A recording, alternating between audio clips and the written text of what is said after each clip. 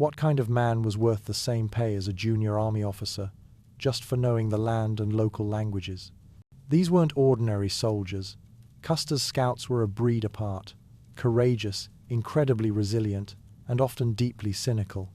They navigated by instinct, spoke multiple tribal tongues, and carried a profound, sometimes bitter understanding of their adversaries. What secrets did they hold, and what made them so indispensable that the government paid so dearly for their loyalty? In the vast, often unmapped territories of the American West, expeditions under leaders like George Armstrong Custer relied on a specialized cadre of men, the scouts and guides. These individuals were not soldiers in the conventional sense, yet their role was frequently pivotal to the success or failure of military operations.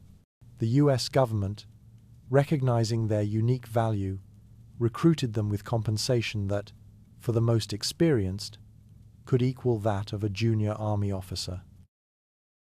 Their utility, however, was not in unraveling personal mysteries, but in the practical application of hard-won knowledge.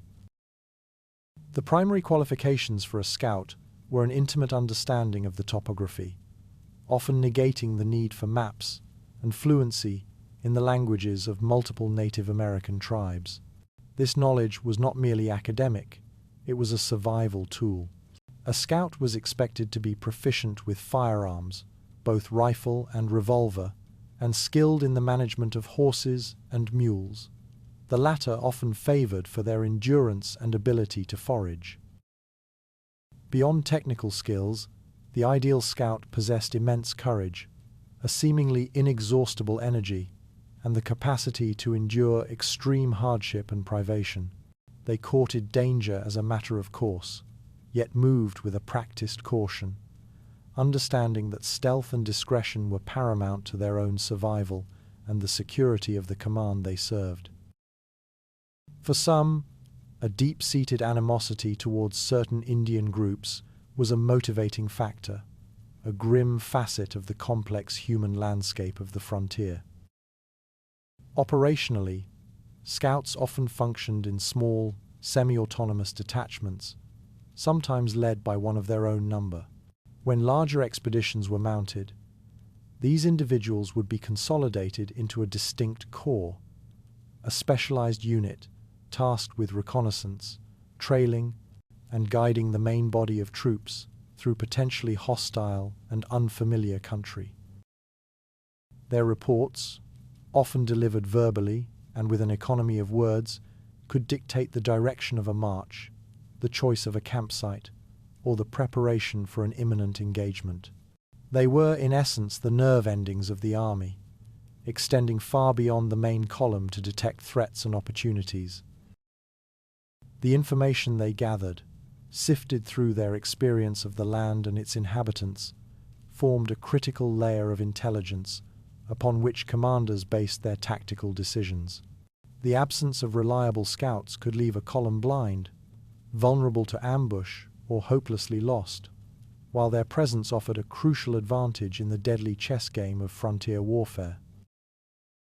The abstract qualities of an effective scout found vivid expression in the individuals who served with, or in relation to, Custer's commands. Their diverse backgrounds and personalities underscored the unique demands of their profession. William Comstock, the plainsman's paragon. William Comstock was widely regarded as Custer's preferred scout, and arguably the most celebrated plainsman of the Central Plains during his time. His reputation rested on a profound knowledge of both the intricate geography and the Native American tribes that inhabited it. His reports were valued for their reliability, and he was known for his courage, an unassuming modesty, and unwavering persistence in the face of adversity. Comstock had previously accompanied Custer on a significant campaign, cementing his trusted status. His expertise was critically demonstrated when he guided a vital supply train destined for Fort Wallace. On the return journey, his experience allowed him to accurately predict the specific location where Native American warriors would likely attempt an ambush on the now lighter, faster-moving wagons. When the attack materialized near Fort Wallace, Comstock played a significant role in the defense of the train, his actions contributing to its survival. Later, upon examining the tracks and sign left by Lieutenant Lyman Kidder's ill-fated party, Comstock's seasoned judgment led him to a grim assessment of their perilous situation well before their fate was confirmed. His own end was tragically violent. Despite a local tribe's professions of peace, a group of young warriors, drawn by his distinctive white-handled revolver, murdered Comstock near Big Spring Station. California Joe, the eccentric veteran. Moses Embry Milner, universally known as California Joe, was Custer's initial choice for the vital position of Chief of Scouts. He was a character of profound eccentricity, known for his irrepressible nature, volubility, and the perpetual cloud of tobacco smoke that trailed him. His knowledge of the American West was encyclopedic, stretching from the Pacific coast to the Missouri River. He was adept with his Springfield breech-loading rifle, revolvers, and hunting knife. A peculiar preference was his use of mules over horses, valuing their superior stamina and ability to sustain themselves on sparse forage. His frontier experience was extensive. He had known General Philip Sheridan when Sheridan was a mere lieutenant in Oregon more than 15 years prior.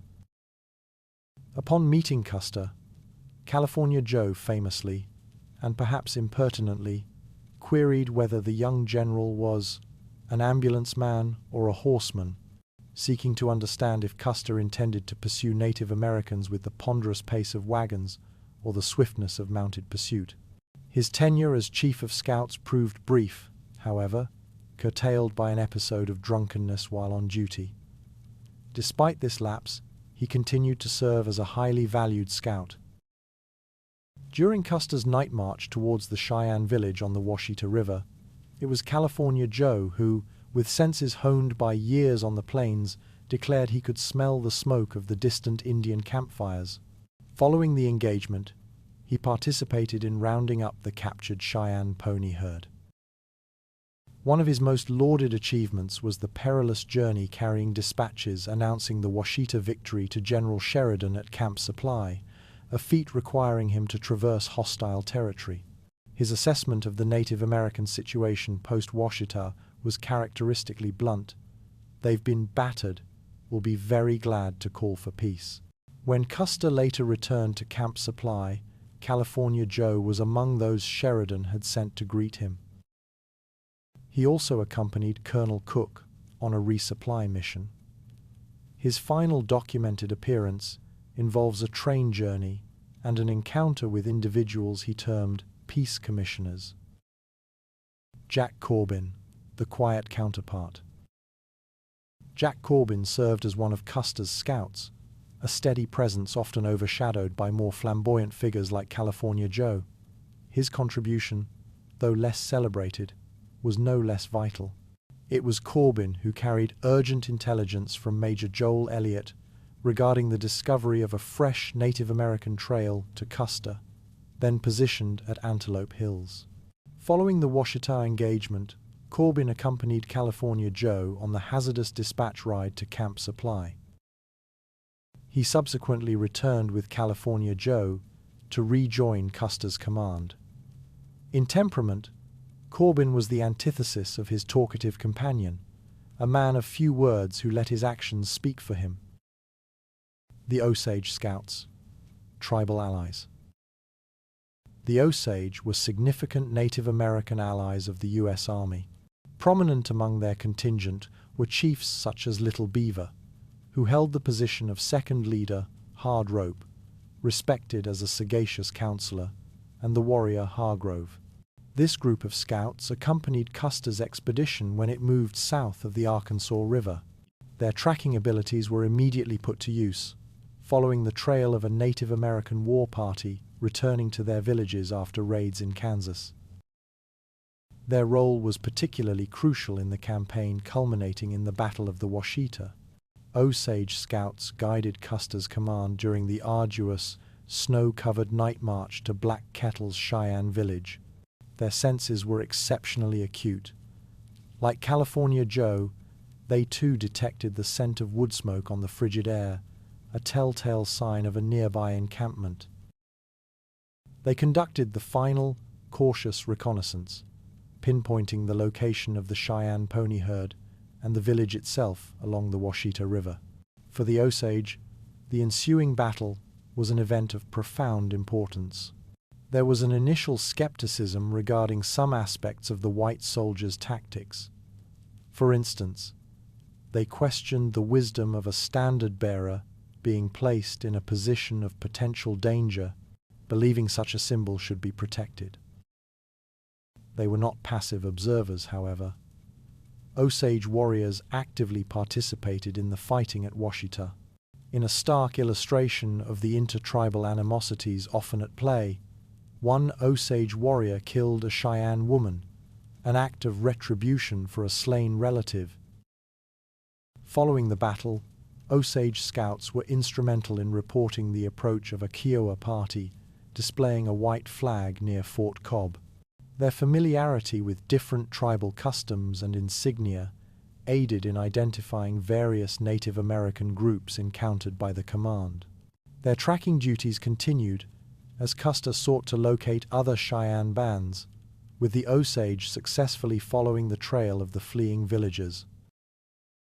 They later discovered another Native American encampment near the Sweetwater River. A point of recurring confusion for them was the apparent ability of Native American groups to vanish almost without a trace, even after their camps had been located. The Osage scouts remained with Custer until his return to Camp Supply. The Delaware Scouts, inheritors of a legacy. Delaware Scouts had a long history of service with the U.S. Army, including participation in the Hancock Expedition of 1867. Under Custer, they continued their traditional roles as expert trackers and keen-eyed scouts.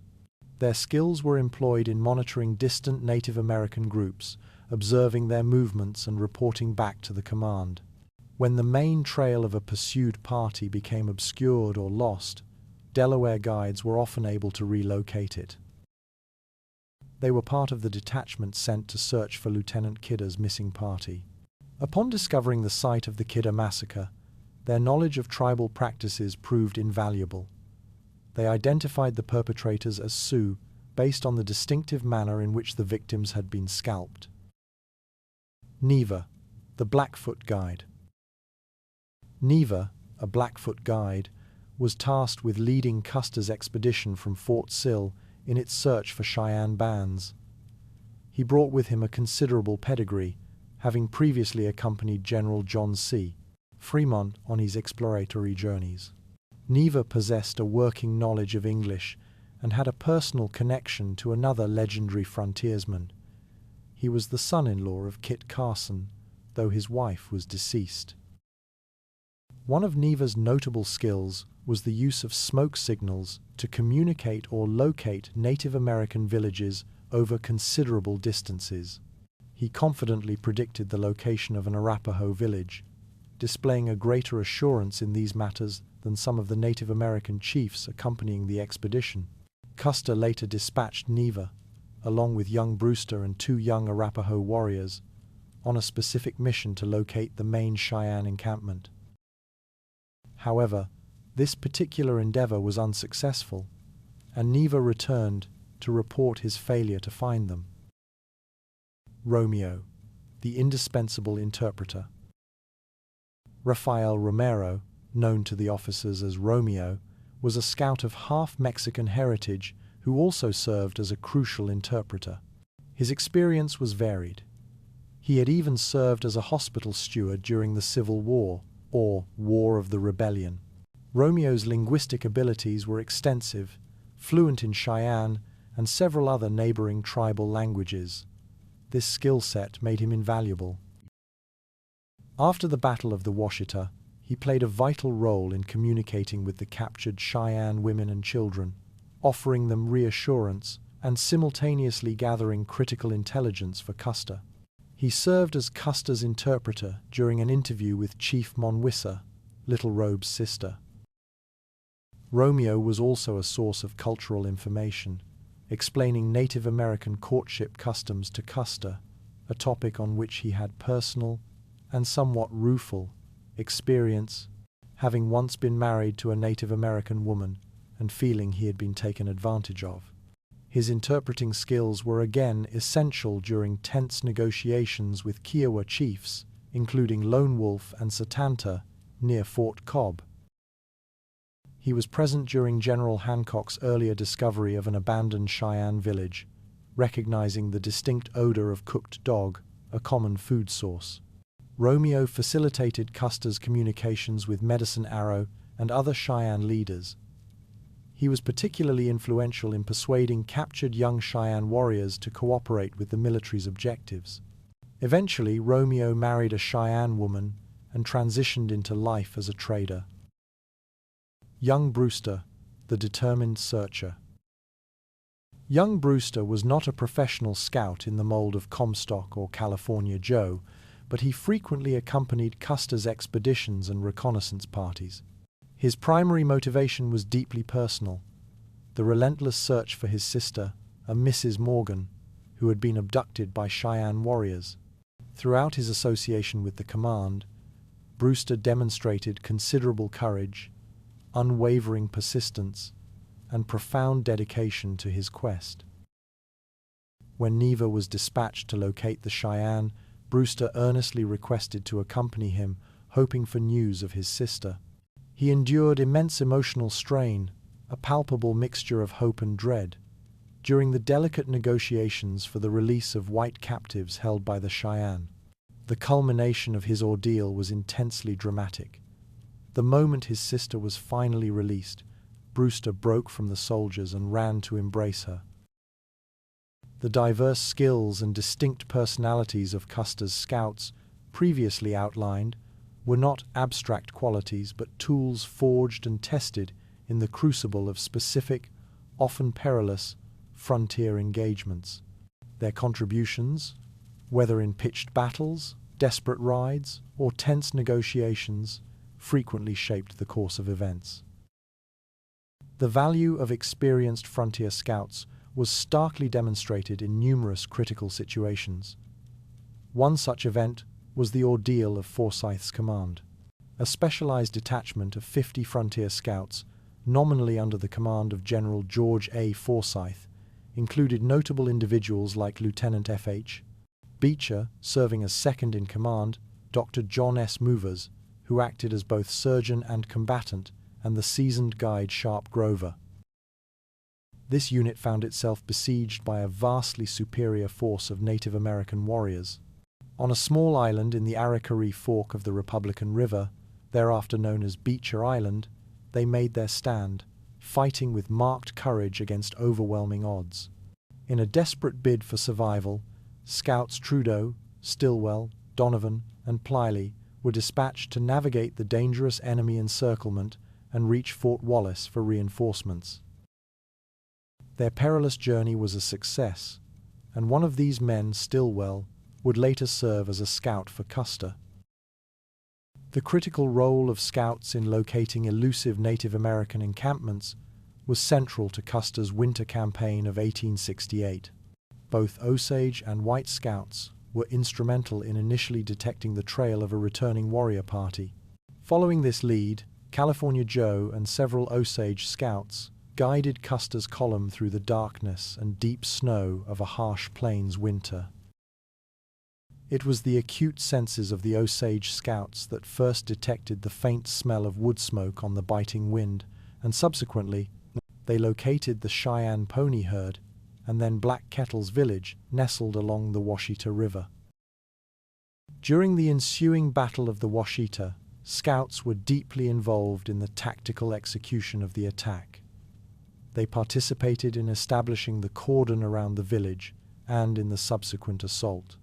In the chaotic aftermath, Romeo, the interpreter, performed a vital function by calming the captured Cheyenne women and children, extracting valuable intelligence in the process.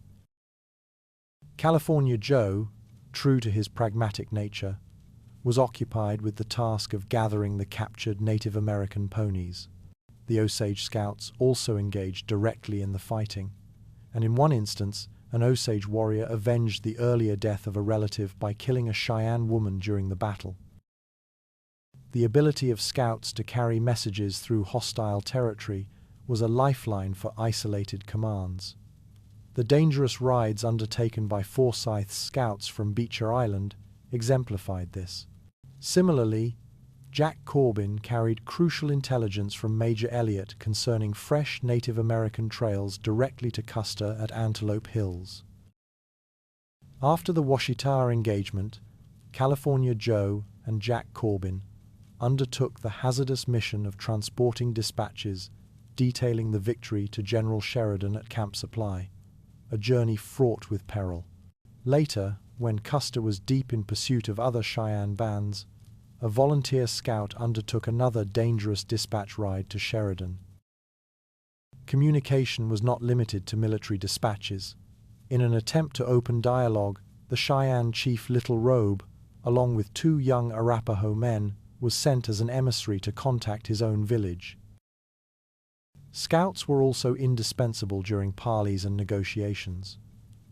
When a group of Kiowa approached Custer's column near Fort Cobb displaying a white flag, it was the Osage Scouts who first reported their presence. Romeo's linguistic skills were then paramount, as he interpreted for Custer during the tense meeting with prominent Kiowa chiefs such as Lone Wolf, Satanta, and Black Eagle. Romeo's understanding of Native American rhetoric and diplomacy also allowed him to explain to Custer the Kiowas' sometimes deceptive behavior and their pleas for sustenance. Attempts were also made to leverage individuals with connections to the hostile tribes for peace overtures. Iron Shirt, an Apache chief, and Mawissa, a Cheyenne woman who was Black Kettle's sister and a captive, were dispatched on a peace mission. They carried supplies and a message urging the hostile Cheyenne and Arapaho bands to return to the reservation. While this mission did not succeed in bringing about the immediate return of the villages, it did yield important intelligence. Little Robe and the Arapaho chief Yellow Bear were reportedly willing to negotiate. The subsequent search for the Arapaho and Cheyenne involved a concerted effort by several scouts. Neva, the Blackfoot guide, 2 young Arapaho warriors, Romeo the interpreter, and the unofficial scout young Brewster accompanied Custer on this expedition. Neva skillfully used smoke signals to attempt communication and guided the column, leading to the discovery of an Arapaho village on Mulberry Creek. Romeo again served as the principal interpreter during meetings with the Arapaho chief Little Raven and the Cheyenne chief Yellow Bear. Both Little Robe and Yellow Bear offered to either accompany Custer or proceed ahead to make contact with their respective tribes. Throughout this period, young Brewster tenaciously continued his search for any sign of his captive sister. The Osage Scouts also remained active, persistently tracking the main Cheyenne village. Information from Washita, a Cheyenne captive and daughter of Chief Little Rock, proved helpful in identifying village locations and the possible whereabouts of white captives. Both Romeo and Washita were instrumental in communicating with and persuading several young Cheyenne warriors who had been taken prisoner. Eventually, these efforts culminated in Little Robe coming to Custer's camp to engage in direct negotiations. However, the path of a scout, or those they guided, was often fraught with lethal danger. The fate of Lieutenant Kidder's detachment served as a grim illustration.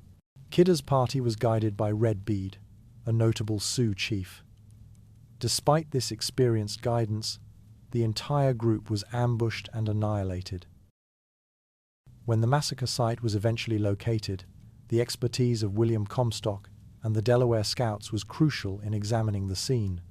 They identified the assailants as Sioux, based on their distinctive methods of scalping the victims. The Scouts operating with military forces on the Great Plains were far more than mere auxiliaries. They were an essential component of any successful campaign. Their multifaceted roles in reconnaissance, tracking, guidance, and communication were critical in an environment where conventional military intelligence was often scarce and unreliable. The specialized knowledge possessed by these men, particularly their understanding of the terrain and the complex socio-political landscape of the various Native American tribes, frequently proved to be a decisive factor in the outcome of military operations. Without their ability to decipher subtle signs on the trail, interpret the intentions of various tribal groups, or navigate vast and featureless landscapes, military columns would have been severely handicapped. These were, by necessity, individuals of considerable courage and trustworthiness, often operating alone or in small groups deep within potentially hostile territory, where the slightest misjudgment could have fatal consequences. The accounts of figures like William Comstock, with his quiet competence and tragic end, California Joe, with his eccentricities and uncanny plains, Kraft, Romeo, with his vital linguistic skills and diplomatic acumen, and the various Native American scouts, with their inherited knowledge and keen senses, all paint a vivid picture of their operational effectiveness. These narratives also reveal the human elements at play, the personal motivations, the cultural interactions, and the sheer hardihood required to function in such a demanding and unforgiving environment. The inherent dangers of their profession were underscored by the sacrifices made by many, including Comstock and Red Bead, who perished with Kidder's command, highlighting the perilous nature of their vital work. The scouts of the Indian Wars were a unique breed, bridging cultures and navigating landscapes with skills few possessed. Their contributions were often pivotal to the military endeavors of the era. What details about the scouts' lives or missions do you find most compelling? Share your thoughts in the comments below.